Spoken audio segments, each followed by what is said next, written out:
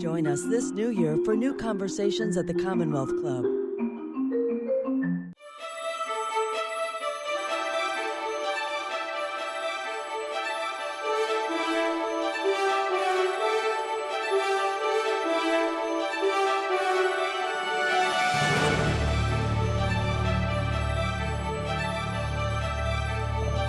Hello and good evening, as we say in Commonwealth Club tradition. I'm delighted to be back here, and particularly delighted to be back here in person. I think some of us thought this would never ever happen again. And also delighted that the Commonwealth Club is coming back to in-person events. And before I go further, I should mention that you can learn more about all of the club's in-person events and programs at www.commonwealthclub.org. And, you know, it's interesting as I say that, John, I think about your role in first breaking the news about the World Wide Web so very long ago. But I digress. So let me just say a word about John. I know everybody in this room probably knows John already, but the way I think about it is there are two kinds of journalists. There are journalists who break stories, and then there are journalists who reveal and interpret the deeper currents running through our zeitgeist, often long before they become breaking news. And you can have one or the other. John is the rare person who is both kinds of journalists. He's broken more than his share of stories, from being the first to tell us about the first major internet virus, the Morris worm. And he's also not only broken, but been in stories, such as the case with Kevin Mitnick in 1995 and some computer crimes. And he wrote the first public article about the World Wide Web in 1993. And he also broke the story that Google was secretly driving cars in the wild on California freeways. John, however, also excels at revealing and exploring the deeper trends. And many of us have come to rely upon his insights over the years. I find myself in my business relying on what he writes. And doing that is really no small feat, because for me as an observer, watching him write these deep stories nobody had written about before often seemed to involve bamboozling the New York Times editors into running a piece, even though it wasn't, quote, news in the conventional sense of what the Gray Lady covered. He's also been a pioneer in shaping how we cover technology.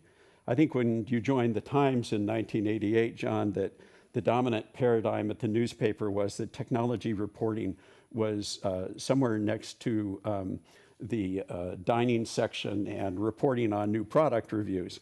John played a major role in changing that and turning tech coverage into something that was no longer gizmos, but about issues.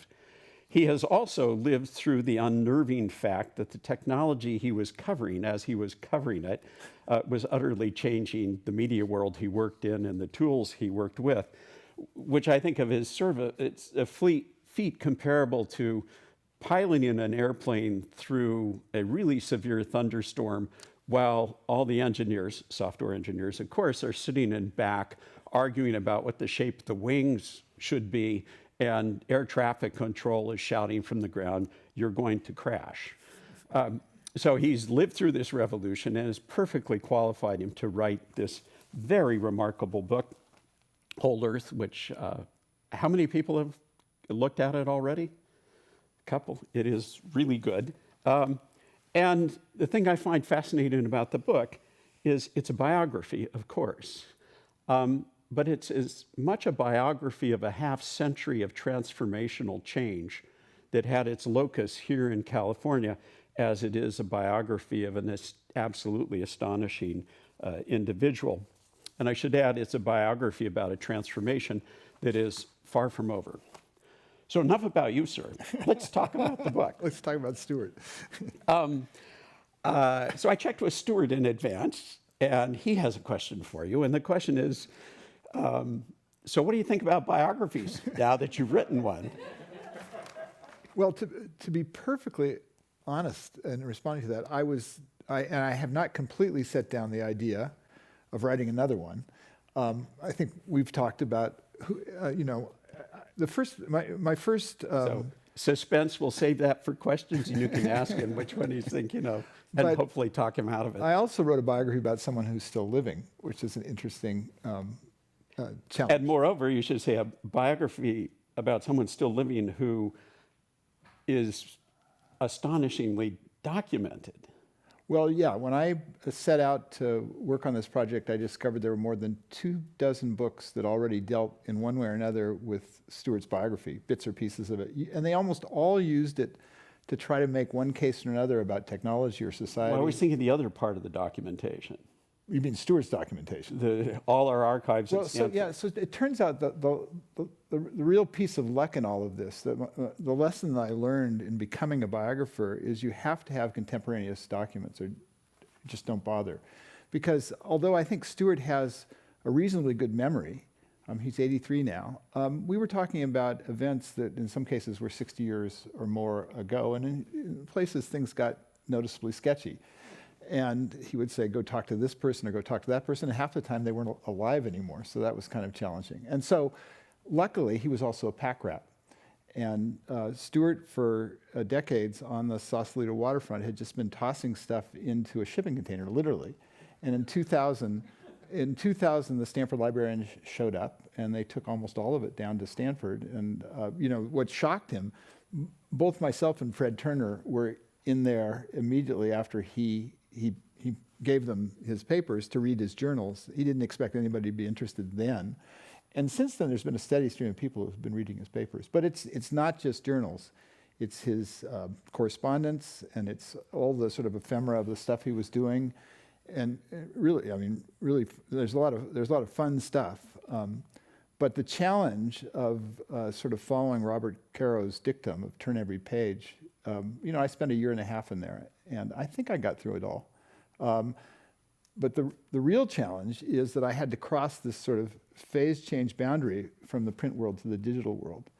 And the print world is relatively well organized. The digital world is a mess. You can't even figure out what a page is in the digital world to turn it. And there aren't good tools for looking at stuff. People didn't really care about email in the early days. The early decade of email is just a mess. Go back and try to find your old email. It's McLuhan-esque. The way people communicated changed across the boundary. There were these wonderful letters where you sort of, pour out your heart to your friends. Those all sort of more or less went away in the digital era. So now when you saw that, say a word about Stuart's habit of keeping journals and how early he started that. So his journals go back to high school. And I think he started journaling at the urging of one of his teachers in high school. Yes. And he's been very consistent all the way through. And shockingly self-reflective. Well, yes, but when you get that, in some places, the journals are everything a biographer would die for. Details on what happened during the day kind of stuff, and the reflective stuff. And in other places, things got really sketchy. He was into psychedelic drugs for about 7 years, and things were very sketchy at points, and you're going, what have I got? So there were ups and downs, but by and large, there was a lot of stuff. So that transitioned when things went digital, like Stuart co-founding The Well, and you had to deal with the Well messages. The Well Your stuff task got a lot more complicated. The Well stuff is gone. Archivally, the digital archive is just missing at this point, I don't remember how many years, but not only was the problem, so for a while there was a period when he communicated via a system called EYES, which was a very early online. Murray Turoff, New Right. Jersey Institute of Technology. Yeah, this is sort of the early 1980s, maybe late 1970s even. Yeah, it was late 70s. Stuart was actively using it in the early 80s, and then there was a period where he was using a Well address, and that stuff just is not around. And so there's it may be somewhere I didn't find it. I made some efforts to find it, and the Well and Stuart told me it didn't exist. But then it gets even more complicated because people began using the mail systems that came with their operating system, whether it's Macintosh or Windows. He was a Mac guy. And there are just horrific problems in his MBox. It's stored in a particular in a particular format, and it got completely munged in moving from one computer to another computer. And the Stanford librarians are actually beginning to build tools to work on digital stuff, to sort of bring stuff out. And they spend a lot of time. These people are much more skilled at computing than I am. And there's stuff that's going to be missing. Sure, and we should put in a good word for Stanford University libraries. They really are global leaders in this area, coming up with systems like locks, lots of copies, keep stuff safe, and paying attention to archives and Silicon Valley Digital Archives. I forgot to mention one thing. I have questions, as you can tell already. I'm guessing you all have questions as well. I believe there are cards in the room that you can write down your questions. Just write them down as it occurs to you, and they'll get sent up to me. And for folks out in cyberspace, if you put your questions into the chat box on YouTube, they will be magically dispatched to us, and we'll get them up here in about 25 minutes when we open it up to general conversation. Your comment about how it changed things, I think of Stewart in your book. You mentioned how that moment when Stewart quit the well, and he was dismayed by all the arguments. And then he realized, I think the insight was that it wasn't the people, it was the medium that caused it. Yeah, so Stewart had some experience with anonymous communication from EYES, where they'd done these experiments in anonymity, and they'd immediately gone sideways, and people had begun to treat each other in really horrible ways. And so he was alert to that when he designed the well, and he tried to design it so there wouldn't be anonymous interaction, but he made it possible to communicate pseudonymously. You could have multiple personalities in your well account.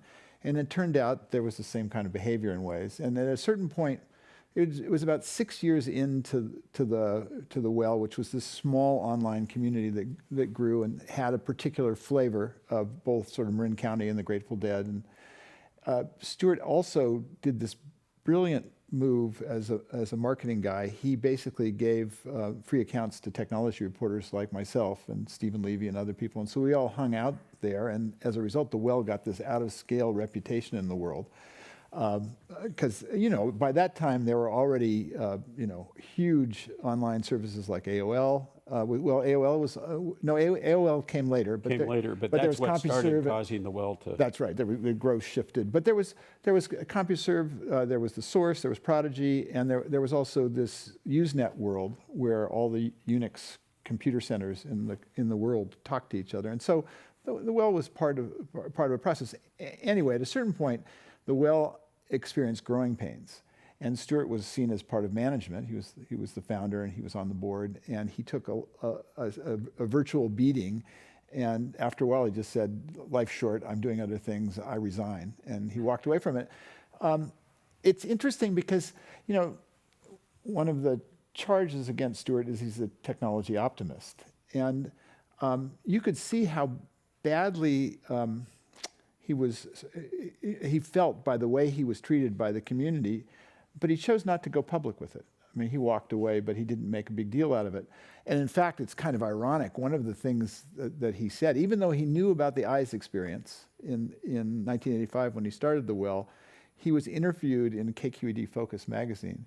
And there's this big pull quote in which Stewart says, computer communication suppresses your animal instincts. When you're on a computer, you communicate like an angel. I'm sure he must just cringe at the fact that he said that. Right. The danger of being a futurist. So, your comment, Stewart has been accused of being an optimist. But how would you describe it? I think of it as he projects relentless optimism, but I think privately. Yeah, I could see in his journals, he was often aware of things or speculated even about things. And particularly, there's a passage in his journal. This is sort of, I think, when he was writing his book on the Media Lab, so a little bit later, where he talked about where things might go wrong in the communications world. And he raised the specter of a massive disinformation campaign in 1997. That was in his journal. He didn't basically come public and say anything about it, but the thought crossed his mind. So, a pragmatist? Well, he certainly thinks of himself as a pragmatist. He's been labeled a utopian, and he winces when people call him a utopian. I think it's actually fair to call him a pragmatist. Stewart iterates on things. Ideas bubble up, and then he'll cogitate them on, sometimes for decades, before he'll do things. I mean, I saw the first evidence of the well in 1968 when he was hanging out with Doug Engelbart's NLS crew in Menlo Park, and he came up with a notion of doing basically the well, and he called it EIEIO, and I can't remember what EIEIO was, but he's great at aphorisms and acronyms and things like that. Well, and I also think, Stewart right now is heads down on his book about maintenance. He's as vital and busy as ever. And as I was reading your book, it was a reminder that, he was talking about maintenance way back in the early 90s when he was working on How Buildings Learn. And as I recall, it got him into a lawsuit in England when he correctly pointed out that, we won't mention the name of the architect because I don't want to get sued. The architect thought it'd be a really great idea to put all of the HVAC in the Pompidou Center on the outside of the building, and they promptly discovered why that was a bad idea, and Stewart pointed it out. So he's been ticking over the maintenance thing for 30 years. Yeah, so when I left the Times in 2017 and Kevin Kelly approached me and said, someone should write a biography of Stewart, Stewart had been thinking about writing an autobiography a couple of years, and at that point he decided he didn't have the energy for it. I think he had plenty of energy. He just didn't want to muck around in his own life, and so he left that to me. Sure. Why? The idea of writing an autobiography of a life as diverse as his, especially given that he's such a good writer, it'd be a little bit like an orthopedic surgeon performing arthroscopy on their own knee. Technically, they could do it, but it'd be hard to see through the pain. But speaking of that, as I recall, I think you told me that you had about 60,000 words cut out of the book? Well, yes, I did. So the first draft. By the way, it was only the vowels. They left all the consonants. No, the contract that I signed was for a 75,000 word book, and we knew I wasn't going to write a 75,000 word book, but it sort of ballooned. The 60,000 words, there are lots and lots of things that I am very close to anecdotally that are not in the book that sort of fell on the floor, and I actually couldn't do it myself. I couldn't bring myself to do it. I knew I couldn't cut 60,000, and so I hired a guy by the name of Jeff Chandler, who's an excellent editor, and he did the sort of vicious work of taking things out. So what was the neatest thing that was cut out?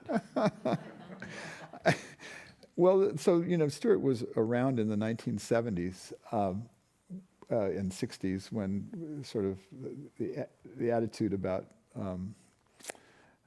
sexual behavior was very different, and there are a number of stories like that vanished one way or another. I probably won't tell them here on the stage. This is a family program. Yes. Well, speaking of that, there's also in Stewart's voluminous archives at Stanford, there is a missing journal, or a concealed journal. Well, yeah, so it wasn't missing. Well, now you're talking about what I call the lost journal, the journal that he didn't give, or are you talking about this other issue? Actually, we can cover both. Okay, well, because I feel very sorry. Should we skip that? No. So when I first looked at his journals in I guess it was 2000. The journals were all there, and I read I picked and chose what I was looking for, and I was looking for stuff particularly in 1968, and I didn't find what I was looking for, and then I came back 17 years later, and the journals were no longer there, but there were Xerox copies, and I actually know who, one of the Stanford librarians had gone through and with a black marker taken out all of the girlfriends, and I was just shocked. And it just was a mess. And there was a period where Stewart was between two marriages where there were quite a number of girlfriends. And so I went to Stewart and said, "Did you know about this?" And he didn't know about it. And so, of course, he was close to the head librarian at Stanford, so he inquired with the head librarian at Stanford, who also didn't know about it. And I never did get a completely clear statement of why Stanford did this. They said they were protecting Stewart. And maybe they were. Anyway, so now if you went into the library, the journals are back. And I should say, in the interest of disclosure, I'm a faculty member at Stanford and very involved in the library. So, Aren't you on the library board or something? yeah, yes. So after the cameras are off, talk to me later. I'll tell you the whole story. And the other. Well, so, in terms of Stewart Brand scholarship, in 2017, after I started, Stewart still has kind of an amazing storeroom at Gate 5 Road where he still works. He's been on the Sausalito waterfront since the early 1970s. And at one point he went back there and gave me this other journal. And it was actually a separate journal that was kept of one project. And the project was something he did in 1967 when he moved from San Francisco down the peninsula. And his mentor at that point was a man by the name of Dick Raymond. And Dick Raymond, who was an urban planning economist who had been at SRI, set up what I would consider to be the first incubator in Silicon Valley, Portola Institute. It has what I think of as a spectacular track record. Two things came out of it, in effect. One was the Whole Earth Catalog, and the other was the Homebrew Computer Club, which is not bad for a single incubator. But anyway, before the great success of the Whole Earth Catalog, there was this great failure. Stewart spent 6 months working on an educational technology fair. There had been an earlier similar fair at San Francisco State, and Raymond thought it'd be nice to do one at the San Mateo County Fairgrounds. And he commissioned Stewart, and Stewart got some friends who had been San Francisco State students, and they spent 6 months with his first wife. He began to try to organize this. They put together an impressive fundraising proposal, shopped it to a bunch of foundations. And the striking thing, in terms of Stewart doing things early, the striking thing about the document, if you read the document, it reads exactly like the Maker Faire, which actually appeared at the San Mateo County Fairgrounds 40 years later. Stewart wasn't involved in that, but he saw that early on too.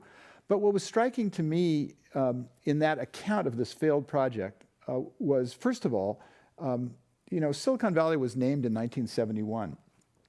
Everybody in 1967, particularly all of Stewart's friends, were heading off to form communes and go back to the land. As a matter of fact, Stewart spent 2 or 3 weeks on Llama, which was one of the early communes in New Mexico, and he was deadly bored. Decided he wasn't a rural person, and he and Lois Jennings came back. And there's this passage in this journal that's just drop dead striking. He writes, "I've decided to come here to Menlo Park to let my technology happen here." So how is it that someone 4 years before Silicon Valley sort of got its name and became a place, realized that it was the right place to be, and Stewart ended up at ground zero? So that's one thing. And Stewart has done that again and again and again. He's an unerring instinct about zigging when everybody else is zagging. That's so right. And what's his secret? Let me talk about that in a second, but I just wanted to tell you there's more in there. And it caused me to really reframe the way I looked at the relationship between the catalog and Silicon Valley. And so there, I had written a lot. I was fascinated by the fact that Stewart Brand had run the camera when Doug Engelbart, who invented the mouse and hypertext and much of the technology that would later be evolved to Xerox PARC into something called the Alto, and then borrowed, if you excuse the word, by Steve Jobs and Bill Gates, and is the way we compute now. They stole it fair and square. So Stewart was much closer to Doug Engelbart and Engelbart's group than I realized, and that all comes out in the journal, his relationship. And by the way, I just have to interrupt you there, because this is one of the things I love about the book, that like many people in this room, that we've all been steeped in all of this and know many of the people mentioned in the book. You've gotten in under all the stories everybody told. We've all known that story forever, that he ran the camera. Yeah. And it turns out that actually he didn't quite run the camera, and there was so much more depth to it. Yeah, the camera was a footnote, as it turned out. I thought the camera was very significant, and it was in the sense that Stewart was there at creation. He saw this. But it was his relationship. So the subtitle of the Whole Earth Catalog is Access to Tools. And if you ask Stewart, where did that come to? He'll say, well, I was just channeling Buckminster Fuller. And of course, Fuller is the one who said, if you want to change the world, give someone a tool and teach them how to use it. Okay, that's very clear. But what you see in the journal from his connection to Engelbart and his group is, at the same time, Engelbart was working on building the universal tool, the personal computer. And Stewart was very aware of that. He was aware of scaling, which was a big Engelbart idea, that we were going to have this exponentially increasing. And we should note for the record that what we call Moore's Law Doug Engelbart articulated Yeah. more than a decade earlier. Half a decade before Moore did, actually. And actually, Moore was in the audience when Engelbart, that's another story in another book. But Come for part 2 of this interview. so the important thought here that really sort of turned my mind around. So in 2016, and when Trump was elected, in 2017, there were 2 books that were published. One was Franklin Foer's World Without Mind, and the other is Jonathan Taplin's Move Fast and Break Things. They both start with biographical descriptions of Stewart Brand. How is that? Well, it's kind of they were on the hunt for the original sin in Silicon Valley. So what had happened is that, Silicon Valley had gone from being able to do no wrong to being able to do no right in a very short period of time. And all of a sudden, sort of, there was this search for the original in Foer's idea, telling of it, it was, Stewart was the first digital utopian. Taplin was a little more sophisticated. He talked about sort of the cultural break in the Valley between the original utopians, he called Stewart a utopian, and the PayPal mafia who were the digital libertarians, which I actually subscribed to. But the point was that there was this sense that somehow there was a through line from the Whole Earth Catalog to Silicon Valley. Right. And in seeing this journal, what I realized is everybody's got it backwards. The catalog was actually an outgrowth of the same forces that created Silicon Valley. And in fact, it had this impact on this, an entire generation. People put the catalog in the context of being this sort of barnacle, back to the land counterculture thing. It took this perspective about tools, which was, utopian or not, it was technologically optimistic. It was pre-digital, but it took that perspective and pushed it out into the culture in the late 60s and early 70s. And it had I can't tell you, while I was working on the book, I'd tell people I was working on the book, and you get 2 answers. From people my age, they would invariably tell you about something they stumbled on in the catalog that sent their life off in a different direction. And then there was this blank, and then there was a second group of people who saw Steve Jobs talk about Stewart Brand in 2005, and they had sort of learned about the catalog through that. But clearly, it had this significant, the way Kevin Kelly describes it is it basically gave a generation permission to sort of reinvent their own lives. And it was much broader than people who were going back to communes. It was everybody. There were 3 million copies sold in those 3 years, and you know where it sat. It sat in living rooms and bathrooms, and everybody read it. And I got the sense that sort of that notion that the catalog was this original document that led to technological utopianism is just completely backward. Well, the other thing that always people get wrong is they refer to, from time to time, Stewart as the Zelig of the last half century, showing up just when things happen. And you do a very nice job in the book dispelling that. Well, he gets there early. And I'm also the first person to call him Zelig. I know. Well, this is what we call redeeming for original sin. It's sort of like I noticed in the book where you mentioned the New York Times broke the story of the World Wide Web, and it's in the very back in 6-point type that it was your story. I think that's the media covering the media or something. So he's not Zelig. No, I thought, so the reason I didn't like Zelig on further reflection, I said he was Zelig-like because he did show up in all of these places, but, the Zelig notion, one of the definitions of Zelig is a shapeshifter. And Stewart, if you want to understand Stewart and his motives, when he was 8 or 9 years old, he took something called the Conservation Pledge. He was a kid who was growing up about an hour's drive outside of Chicago, but he summered at this beautiful, pristine lake in the center of Michigan called Higgins Lake. And it was a very Hemingway-esque sort of boyhood in a way. It was like Walloon. Hemingway did the same thing. He was near Chicago and he went up to this. So the Conservation Pledge was this commitment to protecting the resources of the country as an American citizen, its water, its air. And Stewart has held fast to that. He can still cite that pledge from memory. And it actually, if you look at his life, it is the through line that holds everything together, which I think probably I've tried. How about this? A high IQ Forrest Gump. Would that work? It works for me. I actually think of him as what anthropologists call a cultural broker, someone who has a foot in 2 different worlds and spends his time explaining one world to the other. But you mentioned the Conservation Pledge, and Stewart over the years has described himself as a conservative. And some people say very strange conservative, but I think, as you note in the book, he says that he reads the Wall Street Journal except for the editorial page. Well, he can't read he can't bring himself to read the Wall Street Journal because of the editorial. It horrifies him so much. Yeah. So what kind of a conservative is that? But is he a conservative in the sense of the word conservation? Yeah. Yeah, there is this tradition. I mean, there's a grand debate a dichotomy in the American conservation movement going all the way back to Pinchot and Muir and people like that, where there are the preservationists and there are the conservationists who basically argue that we're part of this environment and we're in charge of caring for it and protecting it. And that was, and I grew up as a Sierra Clubber. I grew up on the preservationist side of the coin, and so it was. Yeah, no, we know you're a cup-carrying lefty. But yes, it's interesting you say it because I think of the people in Stewart's life. You don't mention him in the book, but Roger Kennedy, who was head of the National Park Service, was an Eisenhower Republican early in his career and very much out of that same milieu, and you could see the connection between them. Yeah. And there's the argument about the hunting community. The hunters have become this force for environmental protection. Yeah. So I'm checking our time. We're about 35 minutes left. So write on your cards, and someone will come pick them up. Did they hand out cards? Oh, here they come.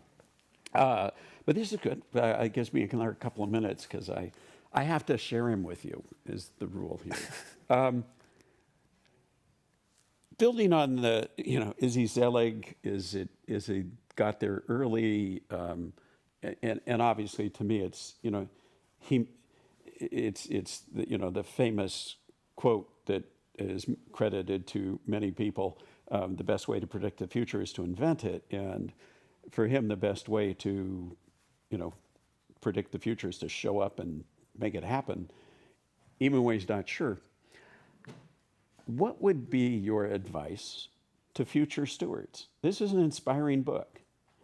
So Stewart, and he became that kind of a role model for people. I think in some ways he still is a role model even now. I mean, he's been kind of adopted by a new generation of Silicon Valley technologists and entrepreneurs, and actually come and seek him out because of his role.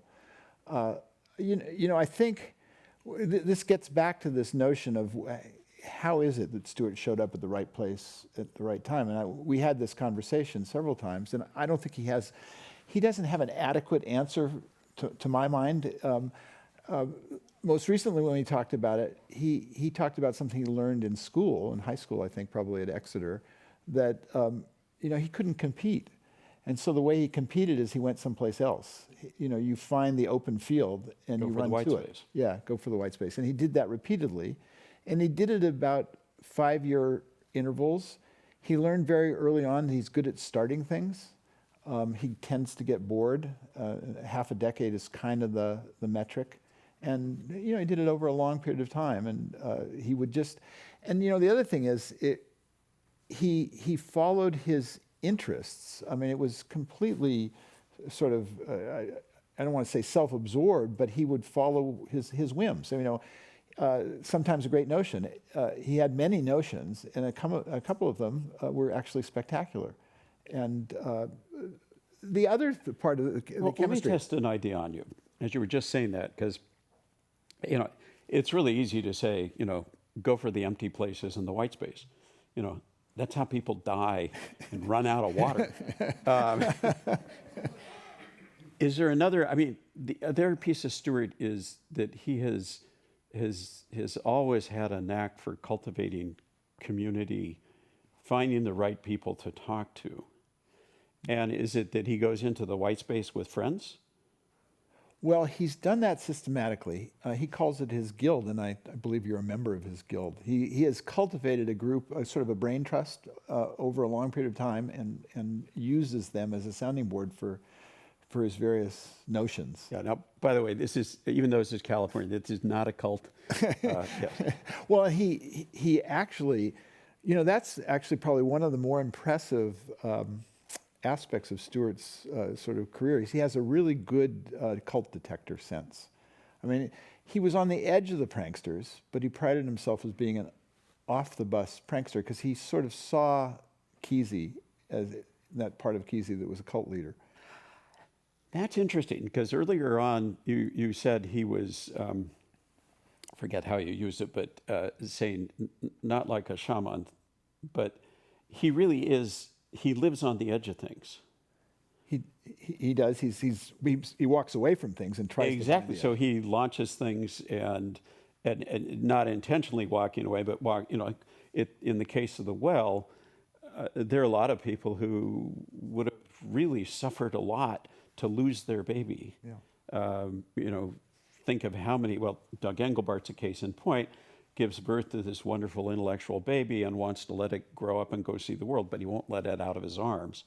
And Stewart seems to be someone who's happy to start something and after a couple of years let it go play in traffic and see whatever happens. There's another piece to the chemistry which I think is fortuitous. Stewart, when I first started talking to him, told me he had upper class roots.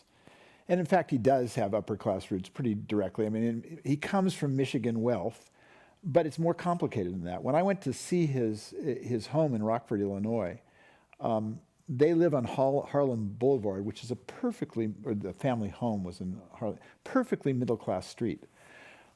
The Grand homes of Rockford were one block over, and they were on the river. And in fact, the Brand family had bought some property upriver where they were going to build their Grand home, but the kids' education took priority. And if you, as we did, we just walked up and knocked on the door and visited Stewart's home and surprised the people who were living there because they didn't know that he had grown up there. They were very nice and let us wander around in their home. But it felt like just a very straightforward middle-class home. So what I wanted to say is after he got out of the army, he came back to North Beach because he was attracted by the beats. And of course, the beats were just vanishing in 1962. He was able to sort of follow his choice of careers, try to become a freelance photographer initially, and then do all these different things because he was wealthy in what I came to see as an as-needed way. Throughout the 60s, his mother would send him $50 or $100 when he needed it. But it was just enough to get by. And if you saw, Stewart had none of the trappings of wealth. He lived in a rundown, soon to be basically condemned apartment in North Beach for $50 a month. I love that part of the book where he goes from a flea-ridden barge to a condemned building and thinks nothing about cutting an extra window in the wall. Yeah. So he can see the stewardess's ankles, as I recall. Oh, thank you, sir. Good. Yes. I just lost my train of thought. But you still haven't given advice. The trite question would be, is another Stewart possible? So I'll answer, and of course it is. But what do you say to people? Well, I think the key thing that you're looking for is to do what you're interested in, and do that and repeat. Basically, it's a very simple formula, but not many people do that actually in the world. People are career driven and they're in the frame, and Stewart was out of the frame. He was able to dabble for a decade, and sometimes he condemns himself for the period in the 60s where he was kind of just he was by no means a hippie, but he was in this kind of bohemian context in which he was free to follow his interests in whatever direction they took him. It seems like it's a combination of purposeful and wandering. So I haven't read it yet, but Koestler's book, Sleepwalkers, he basically sort of, there's a similar parallel there in the history of modern astronomy, I think. A lot of it's serendipity. Arthur Koestler. Yeah. Yes. Yeah.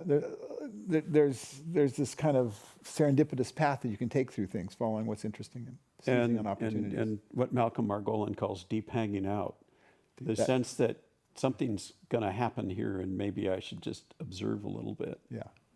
Good. So I have good questions, and there's I got to think about. I'm going to get to the nuclear power thing, but question. This is a good one. Did Stewart ever say what he felt about Steve Jobs praising him and the Whole Earth Catalog in his famous commencement speech at Stanford. Yeah. So did he ever say what he felt? We talked about it. It was 2005, I think, that he gave that speech. So, it was like a decade. 2006. Sure? Okay, 5. 2005. I'm pretty sure it's down. You're the biographer. I'm pretty sure I'm right. It's 2005. But he was flattered. He basically told Stevie owed him a lunch, I think, and he went down and hung out with him. Stuart, his papers, his archives at Stanford are littered with profiles. Stuart is one of the best chronicled people you could possibly imagine over many decades, and so I think he's come to take that as part of the, Yeah. as part of the process. Techno-optimist, sure. But what about anti-environmentalist in the sense that it, leading question here, suits him to pretend the core environmental movement is anti-tech, back to the land / stupid. So should we start with nuclear power? Sure. Let's start with, so he was in the 70s and 80s. He basically, he describes himself as being marginally anti-nuclear. And then he followed Peter Schwartz, who he was close to. Schwartz had been in SRI. Schwartz brought him to Shell, which is another thing we might talk about because Stuart ended up consulting for one of the big fossil fuel companies, and he had a defense of that, although, took a lot of heat from the environmental community for doing that. And then for a couple of reasons, sort of went over and became very pro-nuclear, and he argues, continues to argue, that nuclear is necessary because we have to get off of fossil fuels and we have to get across that chasm quickly. And we had a lot of discussions about that. I think he's come to the position, he's still pro-nuclear now. There were some really tough times. His book came out in 2009. I think Fukushima was 2011. Yeah, it was a little awkward. It was more than a little awkward. He was so traumatized. He was speaking at Reed, and in his mind when we talked about it, he conflated his talk at Reed with the actual event. And in fact, he had spoken at Reed 2 days before the event. But he really sort of had to keep his head down because nuclear sort of vanished. And so he now concedes that he was wrong on the pace of solar. He concedes he was wrong on the pace of battery storage. But he's still in that camp that argues that you're going to be able to get this new generation of nuclear that avoids the sins of the past generation and that it will be more distributed. This is the debate he had with Amory Lovins. And where do you come out on it? I keep thinking, and I'm not an economist, nor really a technologist, I just play at reporting about it, that if you invested at the kind of scale that you're going to have to invest in nuclear, in other technologies, you could get the same kind of efficiencies and benefits without the cost. But if they can make small modular reactors that they can light up cities with, Kim Stanley Robinson spoke at Long Now last month, and the people who are sort of in that process now say we don't have 3 decades, we have a decade. Yeah. And that's why now my pro-technology and environmental friends are also saying that's why nuclear is no longer relevant, because nuclear is not coming in a decade. And by the way, you should mention, if you haven't read Kim Stanley Robinson's book, Ministry for the Future, strongly recommend it. It's also pragmatic and optimistic, which is something in short supply. I don't know, for some reason that in the last 2 months, I don't know what happened, but pessimism seems to be the new and oh so fashionable black. What I love is Stuart lives on the edge, but I think what he did for a lot of us is allowed us to live with the ambivalence about nuclear power and to recognize that I think he's absolutely right. It's the only way to bridge, especially now with cryptocurrency mining. If we didn't have the crypto miners, we could probably make it with solar, but now we need nuclear power. That the ambivalence is that nuclear power is an answer. The question is, can we build human-proof systems? And so it's fascinating to watch the evolution of his ideas. Yeah, when they designed these nuclear plants, they probably didn't take into account tank fire as one of the things you had to. Yes, it was first it was tsunamis, and now it's artillery. Beat Zen. I mean, Stuart was there. Stuart and Ryan were married at the Zen Center. The question is, does the Beat Zen milieu still affect the Silicon Valley today? Oh, well, I can tell you, I know many, and I'm sure you do too, many technologists and venture capitalists and people who are in the thick of the valley who have a personal Zen practice. I see it all over the valley, so I have to say yes. And by the way, one of the things I love, it's something I use regularly in my work when I'm talking to people, is there's a very popular bumper sticker with Zen Buddhists in the valley right now, and it says, "Don't just do something, sit there." and I'm coming to the feeling that the worst possible thing is someone who wants to change the world. Well, that's, Stuart's dabbled in Zen himself. He was around the San Francisco Zen Center, but he couldn't sit there. It drove him crazy. He got bored. There was this one summer where he actually was building a cabin on the East Coast, and his luggage got lost, and along with it, his Zen sitting pillow, and so he was excused from sitting because he couldn't sit on his pillow. Here's a question. I think I know the answer, but who are some of the Silicon Valley entrepreneurs that Stuart advises?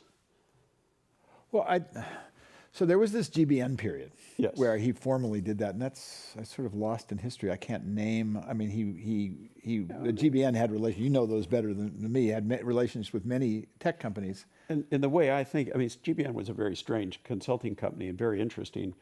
But in a way, being a client of GBN basically meant what you were doing was signing on to a yellow hippie bus being driven through the zeitgeist with Peter Schwartz at the wheel and Stuart in the seat behind him with a map telling him where to turn.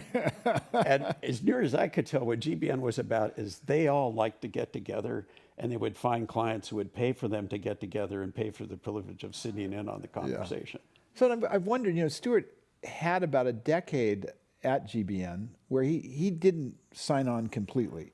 He didn't want to do the commute, but they gave him, not a sinecure, they gave him a half-time job, and he ran the GBN library, and he'd show up for events. And GBN Book Club, which has been imitated endlessly after. Yeah, he built that. And this is also a case of Stuart likes to be on the edge, not the center. Yeah. But I've often wondered whether that was, I mean, it's a mixed thing. He did some of his best work. I mean, that was basically, it supported him to write How Buildings Learn, which is one of the books he's most proud of. But it was also this time where, he was his mantra, as Steve Jobs would tell it, is stay hungry, stay foolish. That was a period where he wasn't really hungry. He was pretty comfortable during that period. I've often wondered how that affected him.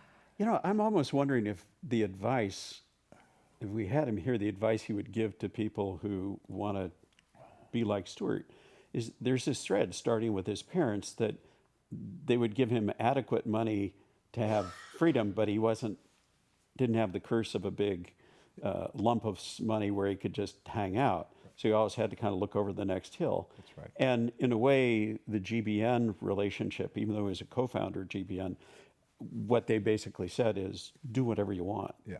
I mean, it's kind of like getting a fellowship at the Rockefeller Foundation Bellagio in Italy without the mountains. It gave him a 401k. That came out of it. In response to your, two of the groups, Patrick Collison at Stripe is one of the tech entrepreneurs in the Valley who sought Stuart out. The Ethereum folks sought him out. That you could see that continues to happen. And of course, your book only goes up to 2010. I guess it goes that far. I was saying it picks up the start of Long Now Foundation, but not since. And Long Now is, in a way, the reconstitution of GBN to pull in interesting people. Yeah. I love this question. It never occurred to me. Is there an Exeter mafia in Silicon Valley? And you need to explain what Exeter Oh, is. well, you went to a private school. I didn't. I mean, you know, much I'm better from than I do. California. No, so yeah, this is Philip Sandover, Felix Exeter, and Yeah, it was an elite private school. His brother, Stuart, throughout. I mean, it's just like, Prince Andrew would have gone to it if he's an American. His father first pulled his oldest brother out of his public school in Rockford and sent him off to Exeter. And 7 years later, he sent Stuart off. And it was because Exeter was known for this particular kind of educational form. I'm forgetting what it was called, but there weren't lectures at Exeter. Harkness method? The Harkness method. I Thank you. learned this in your book. It's the first I knew about it. Around a circular table, education was a conversation. And his dad was enamored with that, and Mike had gone there. And so Stuart, for many years, up through the Army, followed his oldest brother. And, it's interesting because I talked a lot to Mike, and Stuart focused on Mike much more than Mike focused on Stuart. Mike was really not aware of Stuart very much, and Stuart was completely aware of Mike. This is a classic younger brother. Very much so. And there's talk about serendipity. So the reason that Stuart Brand ended up at Stanford, well, of course, was because Mike was there. And the reason that Mike ended up at Stanford is unlike Stuart, his older brother was a football star. And he was a jock, and he was playing sports at Exeter. And he was looking for colleges. And he read something, I think, in Life magazine about a coach at Stanford who had lost every game the previous season, and they didn't fire him. And Mike, who was, had a raised eyebrow about sports, thought, that's the kind of place I want to go. Which is why Stuart ended up there. And it was a close call. He almost ended up at Reed. He was almost he wanted to go to school in Idaho. And when his parents found he wanted to study forestry, that was his real commitment. His parents found that out. They got one of his professors, teachers at Exeter, to put the kibosh on that. Darcy Kerwin, who was his English teacher, convinced him that he could go to graduate school in forestry, but he should get a real education first. And he did. He asked there's a wonderful document that I found. He wrote a letter to the recruiters at Reed, asking them, telling them that he heard their school was kind of pink. And they were very defensive in their response. They said, Well, I think they said, oh, we're better than Swarthmore. No, we're no pinker than Swarthmore. Well, Oberlin, I think it was. Oberlin. Yeah, no, 3 schools, as I was reading the book, I don't quite know how to phrase this, but, we talk in Silicon Valley about failure and how interesting failures. And Stuart hasn't exactly had failures, but it's almost like he's had a couple of things he's taken almost to the top of the mountain, and they kind of hang there, and then he goes on. What you reveal about his military career, and he wanted to be a ranger, and because of bad weather, didn't work out, and then got tangled up in the bureaucracy and the like. Is there something about that? Well, he will be the first to admit that he's had many failures. I mean, he doesn't mince words. It's not like almost failures. Things didn't work out, and. But they seem like they don't work out in the same way. Walpole's Tale of the Lords of Serendip, who every time that it was serendipitous failure that it sets him. I mean, God help us if he'd become a logger, Which, we might still be using mainframes. Well, he struggled with, he wanted to be a novelist at various points in his life, and, decided he really didn't have. And he sure had a lot of articles rejected. Well, early on, he had some, his early efforts as a journalist, but on the other hand, his first significantly published piece in the Rolling Stone, which was the article on space war, sort of nailed it, and it affected it. That's how I learned about modern computing. I read that article, and that was the first hint I had that there were these new kinds of computers and networks on the horizon. 2 cybernetic frontiers? Well, then the book, yeah. And it was in the book that he coined the phrase. He was the first person in the modern sense of the word to use the term personal computer. And that was an afterword Two Cybernetic Frontiers, which was his first book, was a gift from Random House, who was so over the moon with the success of the Whole Earth catalog, they gave him a gift. And he took an article about Gregory Bateson from Harper's and the Rolling Stone and packaged them and wrote it afterward. I'm checking the time. If you have more questions, wave your hands and they will come and be magically transported to me. And then I'm going to ask a favor. What are you going to talk about? So this is an OK Boomer question. The catalog is so iconic that once the boomers pass, who said we're going to pass? We are going to be around forever to annoy the millennials. But back to the point, what relevance will the catalog have and Stuart's legacy have for this and future generations? That's an intense question. So a couple things.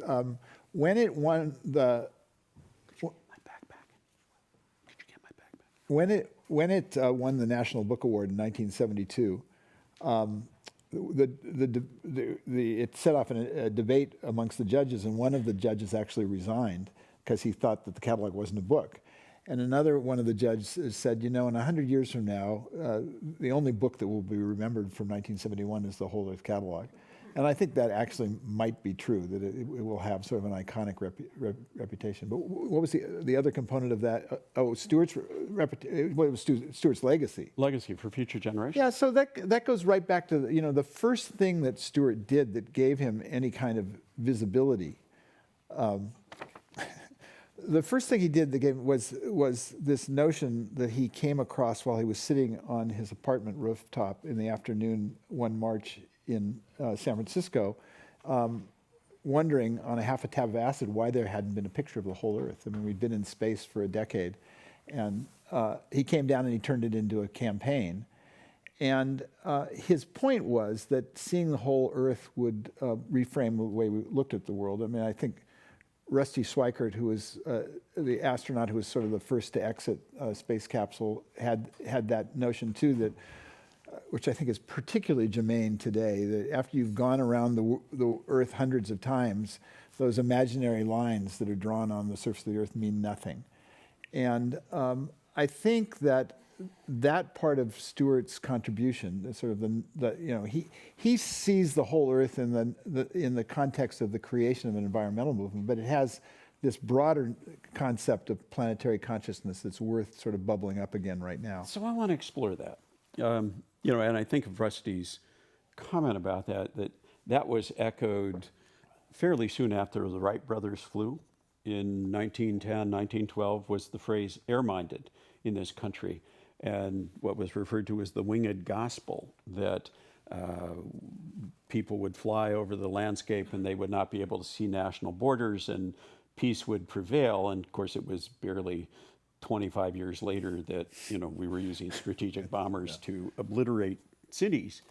And also, as I believe you mentioned in the book, I'm trying to remember, it's a story I know so well, but yes, it is in the book. We had already taken a picture of the whole Earth when Stuart asked that question. And how long was it before we officially had a picture of the whole Earth? Was it, a year or two? What you know the history better than I. I believe, so I apologize to cyberspace in advance. I'm probably get this wrong. I think it was like 5 years. And in fact, we had a classified satellite take a picture of the whole Earth, and they wouldn't let it out. Didn't know that history. And so the question is, if the picture of the whole Earth had actually emerged that quickly, would that have changed the trajectory of events? Well, so if it had emerged earlier, you mean, if the picture... the picture that famously is on the cover of the catalog is, as I recall, a weather satellite. It's a weather satellite picture, that's right. But there was a classified spy satellite that had taken a whole picture earlier, and Stuart himself, I think, only found out about this like 10 years ago. Yeah. So could it have changed history? Well, so the one thought about that's kind of interesting is, so Stuart, in the way he tells the story, the mythic story is he had this sort of insight while he was sitting up on the roof. But like many other things that Stuart's done, I found evidence that it had actually happened a couple of years earlier, even for Stuart. He was back in Washington, and he was in I think the Secretary of the Interior's office, and he found a draft copy of LBJ's inauguration speech, in which LBJ was quoting Carl Sagan talking about a little blue ball and how it would change our perspective when we could see it. And Stuart had underlined that. So I know that he was thinking about that at least 2 or 3 years before he was sitting on the roof. So Stuart was on to the... It seems like he does two things. One, he's often the first person to see something in the white space that's important and note it, but also to put it in focus in a way that others wouldn't. Is that a fair statement? Yeah, I think so. He said to someone at the Santa Fe Institute at one point who asked him, "What do you do?" He said, "I find things and I found things." And he takes the most pride in being able to create institutions that are sustaining, and that's why the well, which he considers a failure, was such a disappointment to him. Yeah, but I think it's what the term in Silicon Valley is a success failure. Yeah. That it went on and had huge impact. But let me put a sharp point on that whole Earth thing. I mean, your book is really about a half century of transformation. And Stuart was at ground zero and one of the agents of the transformation and certainly spread it around. That have we seen an image of the whole Earth yet or not is a really powerful myth. And it's a myth that's real. You know, I mean, if Joseph Campbell was here, he'd put it better than me. The question is, can a myth change the world? Well, what's horrifying to me right now is I just spent 2 or 3 years talking to Stuart about the transformation in terms of symbols. And the importance of the whole Earth is it's really the only symbol of all of our symbols that's a symbol that unifies the entire species. Everything else, all the other symbols we have, put us into clubs and divide us. And that was how's that unifying the species going? Well, so that's what I was getting to. So all of our conversation had been about how significant it was that the image of the whole Earth supplanted the previous image of the 50s, which was an image of the mushroom cloud. And I didn't think we would be where we are right now. And so I'm still trying to think through, that next transition, which you're asking about, I guess. So I want to come back to that, but there's one other question here that we just have to, well, there are actually two questions, and I'll save the one for very last. But this one's, what's the most surprising thing you found in the Stanford archives? Well, so it was clearly it wasn't in the archive. The lost book. Yeah, my favorite thing. Well, tell Mike Keller, head librarian at Stanford, university librarian, that the most interesting thing in the Stanford archives is not in the Stanford It is now. I actually personally hand carried it to the library, so it's there. But I'd have to show you this. My favorite letter was a 1964 letter that Stuart got from Ansel Adams. He'd shown him his portfolio that he took when he was at the Warm Springs Indian Reservation, and Ansel Adams just raved about his photography. And if I had gotten a rave from Ansel Adams, I might have ended up trying to become a photographer. So, so I have one last question in this last couple of moments. I wonder, do myths work? But the other one, that this last half century that you document, the arc of this book, it's the biography of transformation.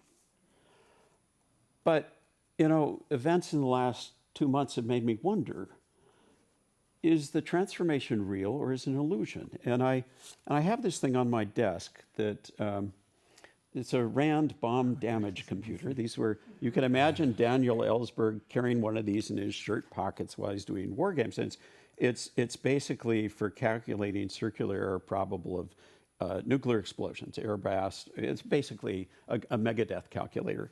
And a year ago, I would have just thought of this as a wonderful antique on my desk, and I've caught myself in the last few weeks looking at it, thinking, should I be putting in megatonnage?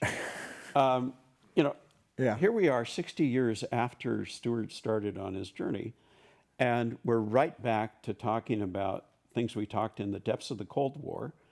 And we've had decades of climate change understandings, and yet we're talking about 40 to 70 degree temperature variations in the Arctic.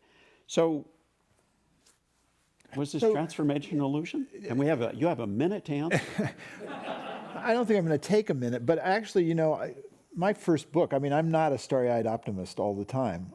Much of my first book was The High Cost of High Tech, which I wrote with Lenny Siegel, which was sort of subtitled The Dark Side of the Chip.